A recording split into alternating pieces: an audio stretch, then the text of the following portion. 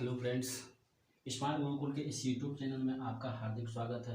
आज हम लोग बिहार पॉलिटेक्निक प्रवेश परीक्षा जो होने वाला है उसका मैं तैयारी करा रहा हूं और जो पिछले विगत वर्षों में जितना भी क्वेश्चन पूछा गया है उसको मैं सारा डाउट क्लियर करने वाला हूं। जितना भी 2009, 2010, 2012, 2011 जो भी पूछा है टोटल क्वेश्चन में पार्ट बाय पार्ट आपको क्लियर करते जाऊँगा।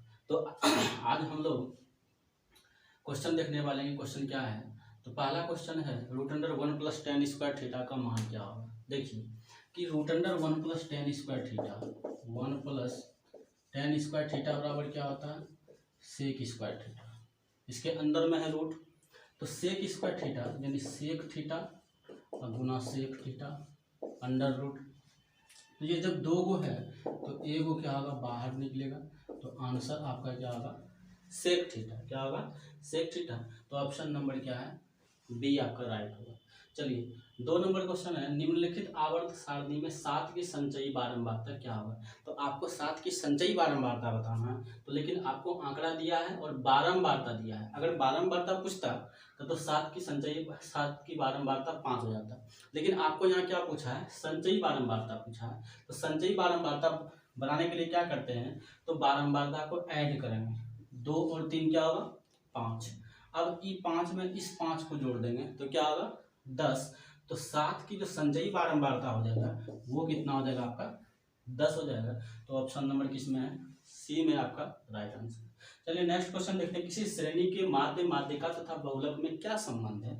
तो इसका फॉर्मूला ही होता है कि बहुलक बराबर क्या होता है? 3 गुना माध्यिका माइनस 2 गुना माध्य। ये फॉर्मूला होता है निकालने के लिए, आप इस फॉर्मूले से निकाल सकते हैं। तो ये सही संबंध आपका है।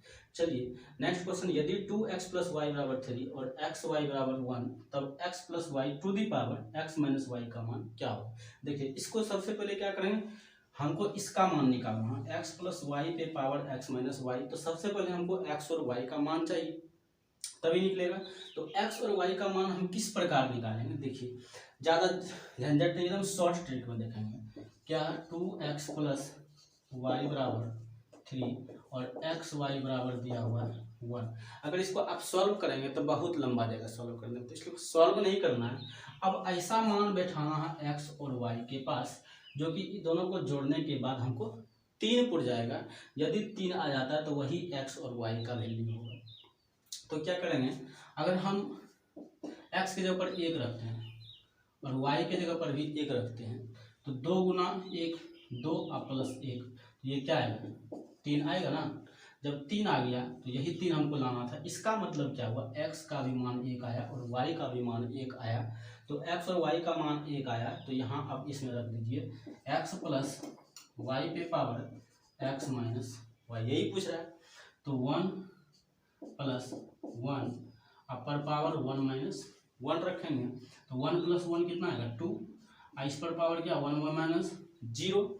तो हम जानते हैं चूंकि x टू दी पावर 0 का मान क्या होता है? 1 होता है, यानी किसी भी पर पावर 0 रहेगा तो उसका वैल्यू क्या होगा? 1 होगा। तो यहाँ हम क्या करेंगे? 1 आएगा वैल्यू। तो ऑप्शन नंबर देखिए बी में आपका राइट आंसर है। चलिए नेक्स्ट क्वेश्चन देखते हैं कि नेक्स्ट क्वेश्चन क्या है। नेक्स्ट क्वेश्चन आपका है, यदि 4 लगातार विषम संख्याओं के माध्य 6 हो तो उनमें सबसे बड़ी संख्या क्या है। अगर 4 लगातार विषम संख्या, तो विषम संख्या क्या होता है? हम मान लेते हैं, माना 4 लगातार विषम संख्या। तो 4 लगातार विषम संख्या क्या मानेंगे हम? तो विषम संख्या हमको मानना है अगर x मानते हैं, ठीक है, तो x मानेंगे तो अगला क्या हो जाएगा? x + 2 हो जाएगा ना। फिर अगला क्या होगा? x + 4 हो जाएगा। फिर अगला क्या हो जाएगा? x + 6 हो जाएगा। ठीक, यानी x माने x + 2 माने x + 4 माने x + 6 माने। आप देख लीजिए अगर हम x का वैल्यू 1 पुट करते हैं तो 1 1 + 2 3 1 + 4 5 1 + 6 7। देखिए 4 लगातार विषम संख्या है ना, 1 3 5 7 क्या है? विषम संख्या है, इसलिए मेरा माना हुआ क्या है? सही। अब चलिए क्वेश्चन में, मान लीजिए इसका माध्य 6 है, तो माध्य किस प्रकार निकालते हैं कि जितना भी रहता है उसका वैल्यू सबको जोड़ के उतना से भाग देते हैं। तो इसका मार्ग यानी x plus 2 plus x plus 4 plus x plus 6, इसका माध्य यानी 4 से भाग देंगे, 4 संख्या 4 से भाग देंगे तो माध्य कितना है 6। माध्य 6 है तो सबसे बड़ी संख्या पूछना है। तो यहाँ से जोड़िए x plus 2 plus x plus 4 plus x plus 6, इसको कोना को गुना करिए 6 गुना 4, ठीक है। तो x 2x 3x 4x यानी कितना आया 4x आया, और 2 प्लस 4 6, 6 प्लस 6 12 बराबर 24। तो यहाँ क्या आएगा 4x इक्वल टू 24 माइनस 12, ये 12 उधर चल जाएगा यानी 4x इक्वल टू 12 है। तो x इक्वल टू क्या आएगा 12/4 होगा, यानी x इक्वल टू क्या है 3। x का वैल्यू अभी 3 निकला है, लेकिन हमको पूछ रहा है सबसे बड़ी संख्या, सबसे बड़ी संख्या क्या होगा। तो सबसे बड़ी संख्या इसमें क्या है x प्लस 6 है, तो x प्लस 6 का वैल्यू निकालेंगे। तो x का मान 3 और प्लस 6 तो कितना आएगा 9। ऑप्शन नंबर सी में आपका राइट आंसर है। चलिए यहाँ तक समझ गए। अब 6 नंबर देखिए 3 3 3 4 6 6 6 7 7 7 9 9 9 तथा 6 का बहुलक क्या होगा। आपको बहुलक पूछ रहा है, तो बहुलक देखना है कि कौन सा संख्या जो है, कौन सा अंक जो है सबसे ज्यादा बार लिखा हुआ है, वही आपका क्या होगा बहुलक होगा।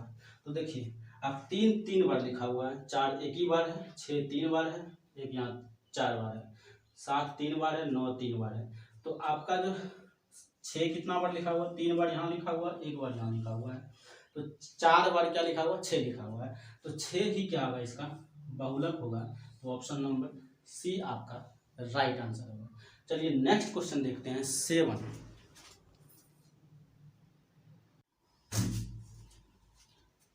चलिए नेक्स्ट क्वेश्चन 7 नंबर क्वेश्चन देखते हैं कि 7 नंबर क्वेश्चन क्या है। 400 रुपये का 2 वर्ष में 5% वार्षिक ब्याज की दर से चक्रवृद्धि ब्याज और साधारण ब्याज का अंतर क्या होगा। अगर CI और SI का अंतर बताना है तो इसका ट्रिक्स देख लीजिए। ट्रिक्स क्या होता है, एकदम शॉर्ट ट्रिक्स, 2 मेथड से बनाते हैं। तो सबसे पहला मेथड क्या होता है कि अगर 2 वर्ष बोले तो उसका 2 वर्ष का रेशियो के लिए क्या होता है, 2 वर्ष का रेशियो होता है 2:1 का रेशियो, ये याद रखिएगा। 3 वर्ष का होता है 3:3:1 का रेशियो, ये चीज़ याद रखना है। तो ज़्यादा करके 2 और 3 का ही देगा आपको। तो 2 वर्ष का जब रेशियो दिया होगा तो आप क्या कीजिएगा, 400 रुपया मूलधन का है ना, 5% वार्षिक ब्याज की दर से देगा, तो 400 का आप 5% निकाल देंगे। 400 का 5%, तो ये क्या होगा 20, और 20 हुआ तो 20 का फिर 5% आप निकाल दीजिए, 20 का 5%, तो 20 पंचे 100, 5 से 5 कैंसिल, तो क्या है 1। अब 2 वर्ष के लिए हम क्या रेशियो बताए थे 2:1, तो पहले 2 है तो ऊपर में 2 से मल्टीप्लाई कीजिए, 1 है तो नीचे में 1 से मल्टीप्लाई कीजिए, तो ऊपर में क्या होगा 20 दूनी 40 और ये 1। जो नीचे वाला होता है वही आपका CI और SI का अंतर होता है, तो ये अंतर क्या आ गया 1 रुपया आंसर हो गया। तो आंसर ऑप्शन नंबर ए हो जाएगा। चलिए सेकंड क्वेश्चन देखते हैं। यदि sin A बराबर cos B हो तो कौन A और B में सही संबंध क्या होगा, इसको समझते हैं। तो इसको समझने के लिए ये हो गया होगा, ये हम मिटा देते हैं। देखिए sin A equal to cos B है, sin A equal to cos B, इसको क्या करते हैं साइन में कन्वर्ट करते हैं। तो जब इसको साइन में कन्वर्ट कीजिएगा तो ये क्या होगा cos 90 माइनस B, इसको लिख सकते हैं।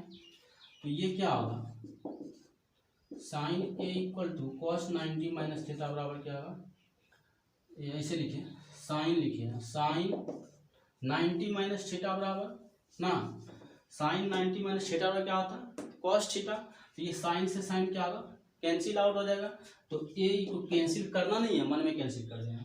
तो A इक्वल टू क्या होगा 90 माइनस B हो गया। तो B को आप इधर लाइए, तो A plus B equal to क्या होगा 90 डिग्री है। तो 90 डिग्री क्या होता है पूरक कोण होता है, क्या होता है पूरक कोण। तो ऑप्शन नंबर क्या हो जाएगा सी, ऑप्शन नंबर कहाँ है सी में आपका पूरक। चलिए नेक्स्ट क्वेश्चन देखते हैं 9 नंबर कि 9 नंबर क्या है। 9 नंबर क्वेश्चन कर कॉट 54 बटे tan 36 degree plus tan 20 degree बटे कॉट 70 डिग्री का मान क्या होगा। तो इसको आप क्या कीजिए, कॉट को tan में कन्वर्ट कर दीजिए और tan को भी कॉट में कन्वर्ट कर दीजिए, तो ये आपका हो जाएगा। तो कॉट 54 है, कॉट 54 डिग्री बटे tan 36 degree plus tan 20 degree बटे कॉट 70 डिग्री। तो यहाँ कन्वर्ट कीजिए, तो कॉट को हम कन्वर्ट करेंगे तो कॉट ये 90 माइनस 36 लिख सकते हैं बटे tan 36 डिग्री। इसको क्या लिख सकते हैं, tan 90 माइनस 70 लिख सकते हैं और ये इसको रहने देंगे कॉट 70 डिग्री होगा। तो कॉट 90 माइनस थीटा बराबर क्या होता है, tan थीटा होता है, क्या होता है tan थीटा, और नीचे तो tan 36 है ही, प्लस tan 90 माइनस थीटा बराबर क्या होता है कॉट थीटा और बटे कॉट 70 डिग्री। तो ये तो कैंसिल आउट हो जाएगा, यानी 1 प्लस 1 क्या आया 2। तो ऑप्शन नंबर देखिए कहाँ है, ऑप्शन नंबर डी में आपका राइट आंसर है। चलिए ये समझ गए होंगे। अब नेक्स्ट क्वेश्चन देखते हैं। पहले किसी एक परीक्षा में 40% विद्यार्थी गणित में फेल हुआ है और 30% विद्यार्थी अंग्रेजी में फेल हुआ है और 10% विद्यार्थी दोनों में फेल हुआ है, तो दोनों में पास होने वाले विद्यार्थियों का प्रतिशत बताना है। देखिए एकदम आसान क्वेश्चन है, एकदम हलवा क्वेश्चन। देखिए ये क्या होगा, इसको वेन डायग्राम से बनाइए, ज़्यादा समझ में आएगा ना। क्या कर रहा है, एक परीक्षा में 40% गणित में फेल हुआ है, तो ये गणित का मान लेते हैं, ये क्या है गणित का, और अंग्रेजी में फेल हुआ है 30%, इसको अंग्रेजी मान लेते हैं, और दोनों में जो फेल हुआ है 10%, तो